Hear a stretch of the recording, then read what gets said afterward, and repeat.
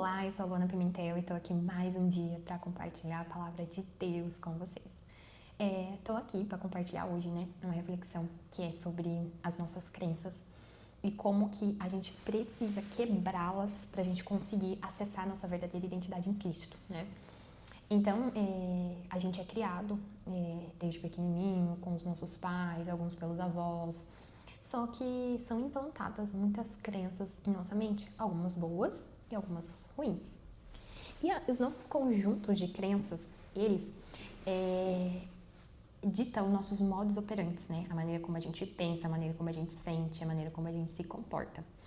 E se você, assim como eu, não veio de uma família que tinha um ensino profundo da palavra, não estava imerso, nesse mundo de entender a verdade sobre a palavra, a gente vai vivendo conforme as nossas crenças, Então, as coisas que a gente vê na nossa infância formam crenças. É como se você, lá na sua família, como se fosse uma verdade ali pra você, Vamos dar um exemplo, que é como se fosse um óculos, Então, você tem criado por uma família, que eles enxergam a vida dessa maneira, e você coloca esse óculos para que você enxergue, e você enxerga através desse óculos, Então, se eu coloco esse óculos, eu enxergo de uma maneira. Se eu tiro esse óculos, eu consigo enxergar de outra maneira. Então, a gente vai vivendo conforme aquela lente que nos foi entregue, Então, se você vem de uma família desestruturada, onde seus pais se divorciaram, onde você viu um ambiente de muita briga, muita discórdia, muita discussão por conta de dinheiro, você cresce achando que aquilo lá é o seu comportamento, vai ser a sua realidade, Então você começa a criar crenças do sentido que casamento não dá certo, dinheiro é algo ruim porque só gera brigas. Então, cada um vai dar um significado, para tudo que ele vive ali na infância. Então, depende muito do que você vivenciou, Se for um lar de amor, você vai ter uma outra visão, você vai ter uma outra lente, Se foi briga, discórdia, por conta de dinheiro, por conta de traições, casamentos destruídos, a sua lente, ela é outra, Então, e a gente vai crescendo. Uma pessoa que ela vem de um lar destruído, de um lar violento, de uma mulher, por exemplo, de um lar onde o pai não foi protetor, onde o pai não foi provedor, onde o pai, que é a pessoa que mais confiava, que essa criança confiava, foi traído. Foi traída a confiança, E tipo, de abandono, essa criança esperava proteção, ela não teve isso, ela cresce na vida, essa mulher, ela vai crescer desconfiando de homens, porque a referência de homem que ela teve foi um pai que abandona, foi um pai violento, foi um pai que não cuidou quando ela mais precisava. E a gente vai crescendo e vai vivendo a vida achando que isso tá tudo certo, tá tudo normal. Então essa pessoa ela começa a crescer não acreditando no modelo de família, Por exemplo, então vamos utilizar esse exemplo nessa reflexão, pra gente entender as nossas crenças da infância e como que elas vão atingir além da nossa vida adulta. Mas isso é em uma área, Existem várias áreas de várias crenças que você vai tendo ali, em relação ao que foi implantado. Mas vamos dar o exemplo então da família. E então essa pessoa ela vai crescer, essa mulher ela vai crescer desconfiando de homens. A criança interior dela ela é machucada. Então, e ela muito provavelmente vai querer ser independente para não acreditar, para não depender de homem, ou ela vai criar um caminho ali tentando se blindar ao máximo, ou ela vai repetir o padrão da mãe dela, de escolher um homem parecido com o pai dela. E a gente atrai, Atrai tudo que a gente viveu na infância é como se fosse nossa zona de conforto. Então a gente busca reviver aquilo para tentar numa tentativa inconsciente de tentar consertar aquilo que teve e aconteceu na infância. E essa pessoa, ela pode também criar uma armadura, onde ela pode querer se blindar, querer ser totalmente independente, para nunca mais depender de homem. Então ela pode criar esse sentimento de revolta ou ela repetir o padrão. Os dois é ruim, Porque a revolta, essa casca dura, essa mulher ela começa a carregar um fardo muito pesado e ela quer resolver tudo sozinha, ela não acredita no modelo de família. Ou ela vai repetir o padrão e vai achar um homem que vai fazer tudo ali, tudo que a mãe passou, Ela começa a replicar esses comportamentos, A gente tem os dois extremos. E a gente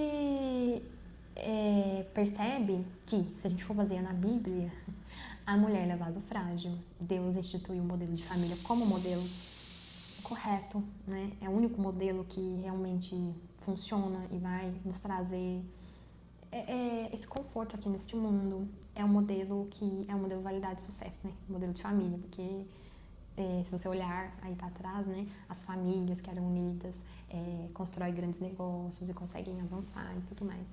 E conseguem ter crianças mais saudáveis, corações mais curados. Enfim, né, muitos benefícios a gente tem no modelo de família. E foi para isso que Deus nos chamou, né, para crescer e multiplicar-nos. Então, para a gente constituir família. Mas uma pessoa machucada, se ela não ressignificar as crenças dela, esse modelo de família ele vai ser um modelo falido, né? Porque uma mulher que entra com esse pensamento sem acreditar em homem, ela não vai acreditar que o homem pode ser um homem provedor, um homem que protege, um homem que não abandona, ela vai crescer ali no modus operandi na defensiva, sabe? Então, quando ela fica ali na defensiva, ela não consegue deixar o homem dela florescer também. Então, ela quer ocupar o lugar de provedor, ela quer resolve tudo, ela não quer depender deles, eles não andam em unidade financeiramente, emocionalmente. Então, ela não encara aquilo como uma unidade, entendeu? Que eles são um só e que ela pode confiar nele. Porque ela não consegue se entregar, porque a criança dela é muito machucada. Na infância ela foi abandonada e essa mulher que escolheu o caminho de tentar se blindar contra essa dor da infância, ela vive uma vida que ela carrega um monte de pedras na sua mochila que Deus não pediu para ela carregar.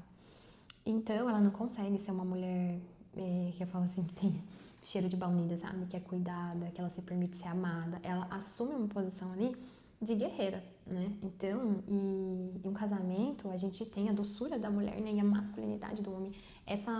Deus sabe o que faz, gente. Isso é complementar. Então, a pessoa, ela se une ali e isso sim consegue florescer o propósito de Deus na vida daquela família. Então, muitas das vezes, por essa mulher ela não deixar ser protegida, cuidada, ou ela sufoca a masculinidade do homem, ou fica dois guerreiros ali, né, se bicando o tempo todo até não dar certo mais. E ela vai lá e destrói a família que Deus entregou para ela. E quando você olha para a palavra, né, da submissão da mulher, a mulher, gente, ela tem uma função, o homem é outra. Não é submissão no sentido de, as mulheres têm tanto medo dessa palavra, submissão. Quer dizer, eu vou ter que ficar obedecendo ele. Eu falo, a missão do homem é mais difícil, né? Que ele tem que amar a mulher como Cristo amou a igreja, ele tem que estar disposto a morrer por ela. Então, a missão da mulher, a mulher foi feita para gerar.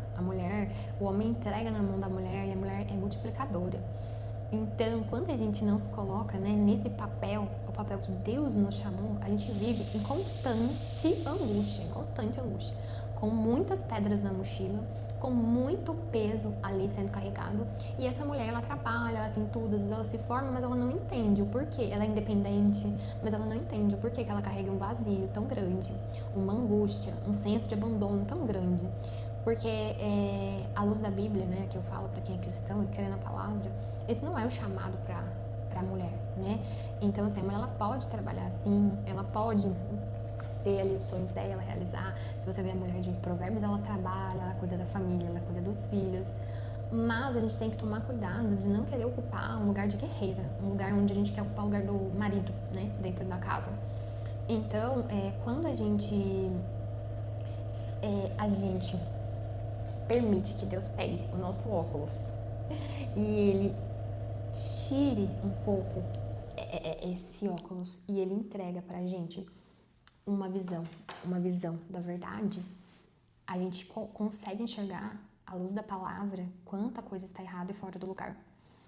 Então, conforme você vai caminhando com Cristo, com o Espírito Santo, Ele vai te convencendo, né, de que essa visão, essa crença da infância, essa criança machucada, ela precisa ser curada e resolvida para que você consiga florescer no seu propósito.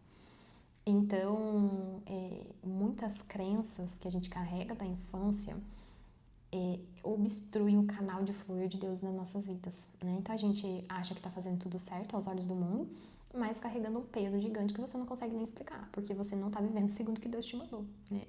Deus não vai... Deus, ele é um Deus delicado, ele é um Deus de amor, ele não vai meter o pé na porta para entrar na tua vida, entendeu? Ele bate a porta e você tem que abrir para ele entrar, né? Entrar na posição que ele merece, na posição de rei. na posição onde a gente está disposto a ressignificar nossas crenças, para que Ele possa nos instalar novas crenças na nossa mente e a gente possa caminhar mais leve, mais feliz.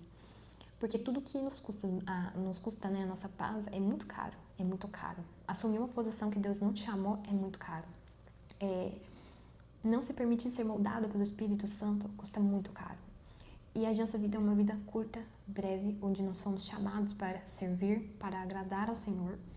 E enquanto a gente não deixar que a palavra entre na nossa mente e ela traga novas crenças, então quando a gente é pequenininho, a gente não sabe nada, então é formado várias conexões neuronais formando crenças. E quando você chega na vida adulta e começa a sofrer por causa dessas crenças, é onde tem que entrar a palavra de Deus e quebrar essas crenças, essas conexões neuronais, para ser instalado novas conexões. É como se fosse ali os fios conectados tudo errado. E aí quando Deus entra desembaraçando todo esse emaranhado, falando, filho, não é. Aí a maneira como a gente pensa, ele vai trabalhando, conectando, né? Tudo lindo, né? Olhando para a física, olhando para a parte espiritual. Então, enquanto eu não me permitir ser cuidada, ser amada, seguir o que Deus tem para mim, então a Bíblia é o manual da vida, então lá tem tudo escrito, a verdade. Então, o que a gente viveu, as nossas crenças, não são a verdade. Mas, se você não se libertar, ela dita seu modus operandi e você começa a viver nessa loucura um dia atrás do outro. Mas eu tô fazendo certo, eu tô trabalhando, eu tô estudando, eu tô fazendo isso, aquilo, aos olhos do mundo. Mas você tá tão distante do propósito de Deus que você não consegue explicar o abismo que tem dentro do seu peito. Você não consegue explicar. Você não entende porque você acorda todo dia desanimado, desmotivado, cheio de crise, tratando as pessoas mal. Então, a única verdade é a verdade que está na palavra. O que o mundo prega, pouco tem que nos interessar. Porque não devemos demonstrar interesse, porque se não está na palavra, não é o melhor caminho. Se a gente realmente crê em Cristo, a gente tem que seguir os ensinamentos dele. Ah, mas eu passei isso na minha vida, eu tive essa experiência. Tá, mas não é a verdade. É o que você está levando como verdade para você, mas não é a verdade de Cristo para você. Então, ou a gente permite que Deus tire esses óculos, a gente deixa o orgulho de lado, o ego, tudo que eu conquistei, bota aqui na mesa e fala, Deus, então me mostra a verdade. O que você quer para minha vida? Então, quando eu permito que Deus tire os meus traumas da infância, que Deus tire tudo que eu pensava que era certo, que Deus reprograme a minha mente, ali sentando, lendo a palavra, buscando incansavelmente, Ele vem limpando, Ele vem desembaçando a nossa visão, Ele vem mostrando novos horizontes. Mas isso requer um primeiro passo. O primeiro passo, que é permitir tirar a nossa lente sobre a vida, sobre os nossos traumas e colocar a lente de Cristo, para que Ele mostre para que Ele nos chamou. Sua infância não te define, o que você viveu na sua infância não é a verdade absoluta.